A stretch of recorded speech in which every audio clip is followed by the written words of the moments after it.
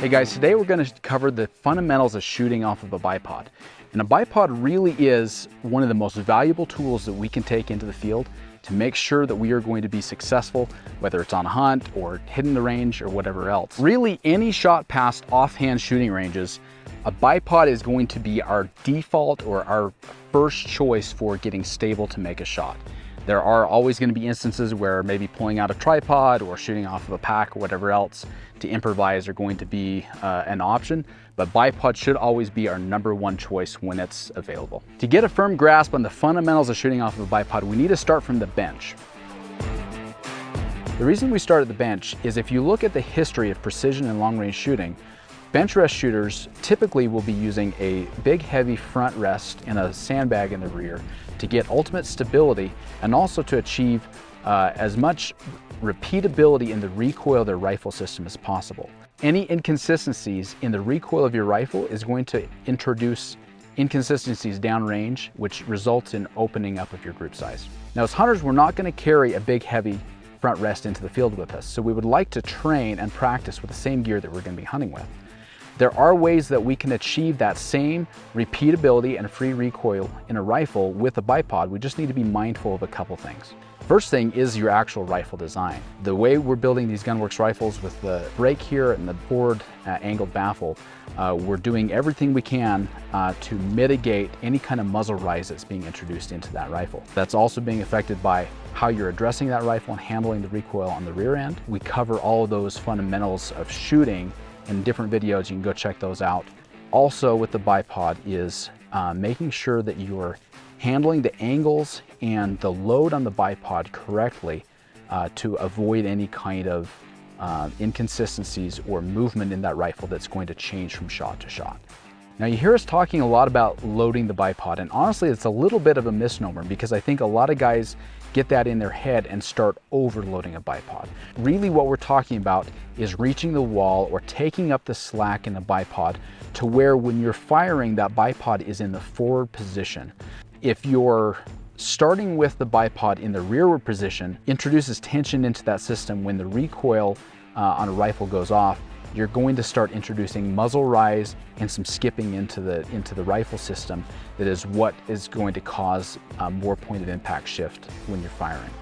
Let me demonstrate quickly how we're going to address a rifle shooting off of a bipod on a bench. And essentially I've got my bipod set up here. I've got the height that I want it at. That's going to correspond with my bag here. I don't want to be crouching down too low or trying to reach up too high. Essentially, all I'm going to do is get behind the rifle. Now, it's a little bit tough to really load a bipod on a bench because typically we have a little bit of a slippery surface. Sometimes we'll put a little bit of grip tape on a bench top for that purpose, or even build a little bit of a lip into a tabletop for that purpose. But again, you don't want to overload that bipod. You really just need to take up a little bit of slack. And with these rubber feet on this bipod, it's going to give us just enough friction to load into that without overloading the bipod, or basically find that wall. So I'm going to get behind my rifle. I'm going to suck it into me just a little bit. Rather than trying to pull the rifle into me, I want to load into the rifle. I'm going to settle into my position, make sure my bubble is level. And once I'm on target, I'm going to load and fire. Now, not all bipods are created equal. Let me show you a few things about the Elevate bipod that we've designed into this product to really make it the ideal bipod for long-range hunting and shooting. And also a couple things to keep in mind when you're shopping for a bipod. You know, the first thing that comes to mind for everybody is height, and that is important. You know, don't fall for all the gimmicks of height is everything, but being able to reach the height to shoot some of the steep downhill and uphill angles that we need to do. Also, one thing that a lot of people don't think about is being able to get low. So with the Elevate, we can get all the way down from 5 inches at the lowest, which is very few bipods able to shoot at that low angle, to 19 up at the highest. So a lot of range capability there. Cant is one of the most important things in the bipod, and a good quality canting bipod that's going to let you adjust quickly but also lock in tight, and so you're not flopping around. Really important thing there. Our splay ability in this bipod is also very important. It lets you get a lot more stable position. You'll notice that our default width or stance on that bipod is much wider than most bipods in the market. A lot of guys ask us, why no pan built into our bipod. Pan is very intentionally left out of the design on the Elevate bipod. There are simply better ways to get a shot than using pan in a bipod.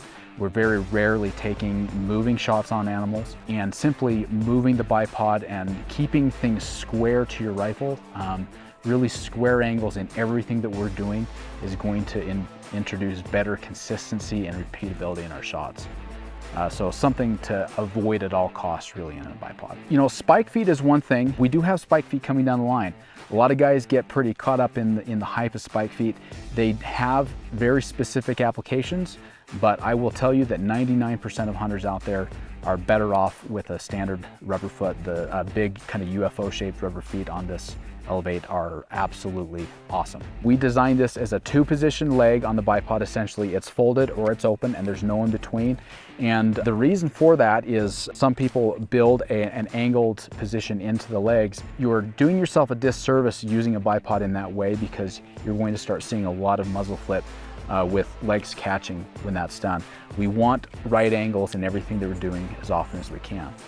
The other thing with when choosing a bipod is just speed of adjustment and ease of use. And you know, I'll show you how quick and easy this patent pending knee lock system is that we've got. It's a simple rotate to lock on and off, and it's that quick. Quick deployment of the legs. And last thing I would say is very quick and easy height adjustment. Simply with the spring-loaded legs there, I can tip and adjust height very, very quickly. I can adjust our splay very quickly, all from behind the rifle. When you've got an animal standing there, the last thing you want to be doing is standing up and breaking your position and fumbling with the bipod. It can all be done right behind the rifle. We're up here at Sheep Mountain today. We've got some big angles to show, so check out the next video and we'll dive into a little bit more detail on some more advanced bipod shooting topics.